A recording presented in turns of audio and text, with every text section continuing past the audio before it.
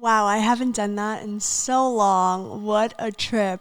But hi, YouTube. I am back doing some yapping content that I haven't done in probably a few months now. If you guys have been watching the podcast, you guys know that we had to unfortunately close the chapter on that. But I enjoyed it so much, and I feel like it brought out such a huge fulfillment in me that I never realized was really there until I started talking to my friends in front of the camera. And now I'm just going to do it solo. I'm excited. So yeah, let's just dive in. Today is going to be an interesting topic, but I wanted to specifically talk about an extension almost of my recent Substack newsletter, which is called You Are What You Say You Are. Pretty much go through some thoughts and revelations and things that I didn't really get to expand on in a more natural, free-flowing, conversation-like kind of way. Essentially, what that post was about is the power of your dictation and how you narrate your own life. Most times, and I'm guilty of this as well,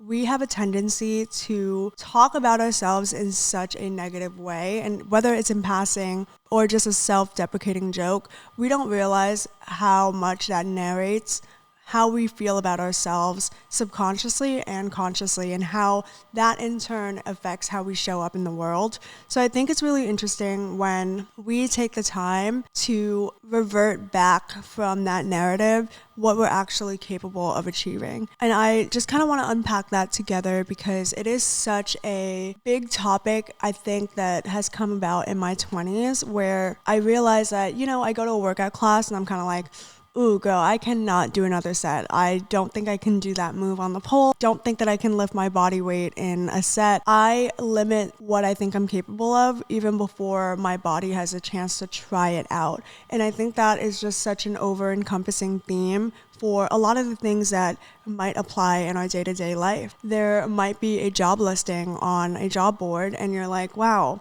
I think that sounds sick, but I don't think that I'm qualified enough for that. I don't think that I have the necessary CV or resume or the accolades to prove that I can do that, even though you might, And I think so often about how we're so scared of failure that we shoot ourselves in the leg before we even have the chance to try. And I think that sometimes we are our own biggest enemy in that way. And I say this as we, but really I'm talking about myself, where certain opportunities will fall in my lap. I know what I'm capable of, but for some reason, when something feels more daunting and more terrifying to approach, because our brains are wired to protect us, we think, oh, you know what? I don't think this is for me. I don't think that I am capable of achieving this thing. I don't think I'm capable of climbing this mountain before you even have the chance to set foot onto that mountain and actually give it a shot. There's a saying that I often think of: the only time that you really fail is your lack of doing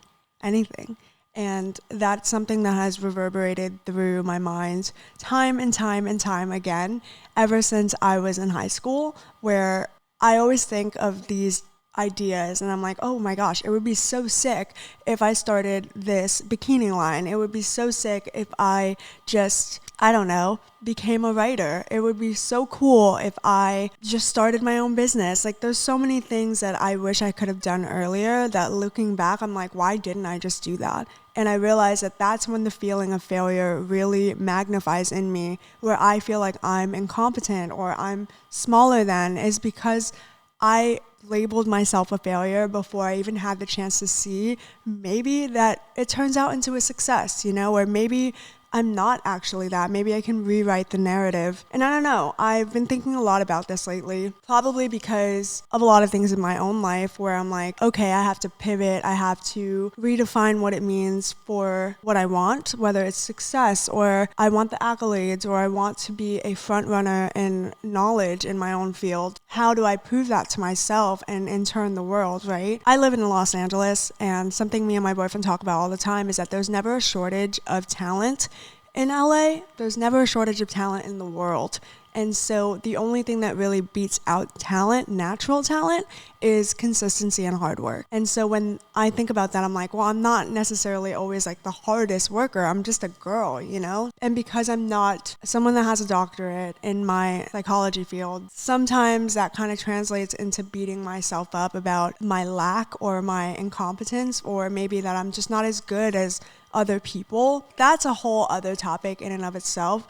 But because I feel that way about myself sometimes, it now translates into like the daily effect of my life. And I think it's such a domino effect that we don't realize. It starts with you, and it starts with who you feel you are, who you say you are, what you say you are. We just so freely and so naturally say things and count ourselves out before we ever count ourselves in. It's almost a shame, I think, because when I look at my friends and the people that I love, my boyfriend, my family, my cousins, when I look at them and they're in the middle of achieving their dreams and they're like, oh, I really want to do this, I'm always the first person to be like, you absolutely can. Like, you are so capable beyond measure. Everything that you could ever want is so tangible for you. And yet, when we look at ourselves, when we turn inwardly, it's not that easy to say the same things and believe the same things. And I always wonder why that is. You know, why do we look at the people in our lives and think, oh my God, don't say anything bad about yourself. Like, don't do that. Like, you are so magnificent. You're capable of achieving the wildest of your dreams. And yet, when we try to apply that to ourselves, it's like, why do we not believe that, you know? So I'm trying to do better at holding myself accountable and to not counting myself out before I even try. I want to give myself the fighting chance to walk through the world as someone I'm proud of. And in order to do that, you also have to negate the negative thoughts of yourself and your own bias and your own discrepancy, I guess, towards what you're capable of. And that's a very hard thing to do. It is unlearning what you've learned your whole life, because you've internalized other people's beliefs about what you're capable of or what they think you should do or who they think you should become. And I think that blocking out the noise is a lifelong journey that you have to endure almost. I'm not saying that change happens overnight. It doesn't. Unfortunately, as much as we wish that we can, wake up one day and be the best version of ourselves, it is a journey. But I think the journey can be a lot easier than we make it out to be. And sometimes I think we stack on things on top of our souls and our spirits and ourselves that you don't need to hold that weight on. You don't need to hold that burden of stress or pressure all the time. It can be so much easier than we make it out to be. And that starts with believing that you are capable of a life that isn't worrisome, or that you're deserving of a life that isn't predicated on, I have to suffer to be deserving of this. I think that's an interesting topic that I definitely want to talk about at some point, is why we feel like we deserve something if we suffer for it. That is a whole other thing that I want to write about on Substack. So if you don't follow me on Substack, you definitely should. I treat it almost like a journal, I guess, of my own thoughts, of my own lessons in life, and I try to make it palatable for other people to feel like they're not alone. Something I did talk about on my Substack, which I don't know if a lot of people know this, but I'm fascinated by the brain, and I really love understanding how the brain operates, how it works, how it heals us from trauma, how it protects us from trauma, from ourselves sometimes. And I sort of let that interest seep into my writing in this article, because how our bodies work physiologically also ties into how our bodies operate and our souls operate spiritually.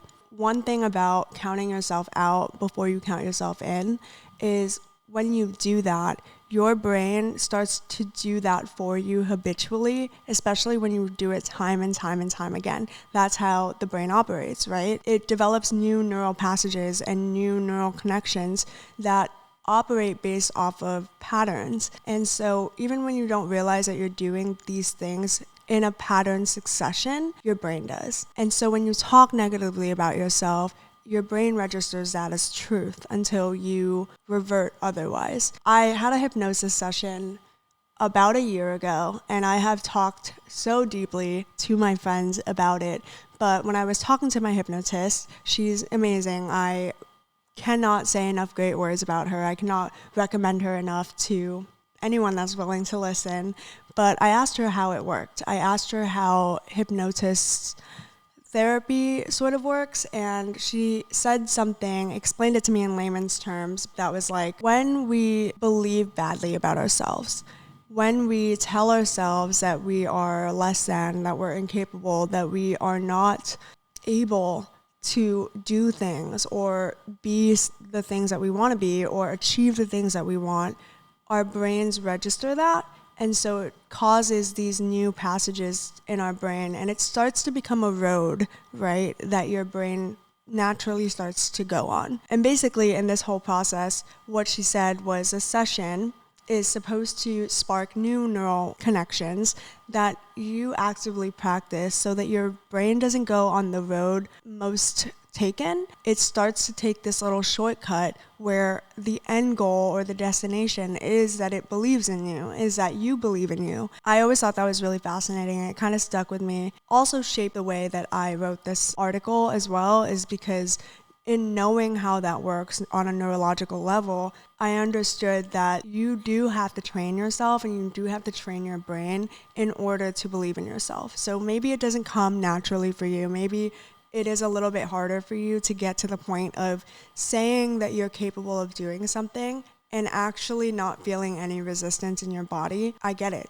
I also have had to be in that position as well. So if you are one of those people, I think it's important to take that change and clock yourself before you start to count yourself out, because then you're registering that on a soul level, on a chemical level, on a biological level, that no, I can't do this thing. You know what I mean? And that's how you end up being small. That's how you end up playing small. That's how you end up shrinking yourself rather than stepping into this bigger, brighter version of you that you're supposed to be. You know, we're all very used to playing small, especially me. I come from like an Asian American background, and this is something I have to unlearn as well, is I'm not meant to play small. No one is. We're all supposed to be on this playing field where we advocate for ourselves, where we are our strongest soldiers, in the sense of, if I'm going to send someone out to battle to fight for me, I'm fighting for myself. I'm going to do that, and I'm going to go down swinging